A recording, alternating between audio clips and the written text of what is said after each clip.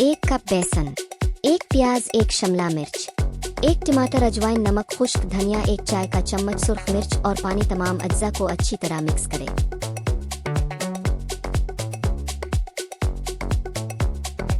घी या तेल 1 चाय का चम्मच।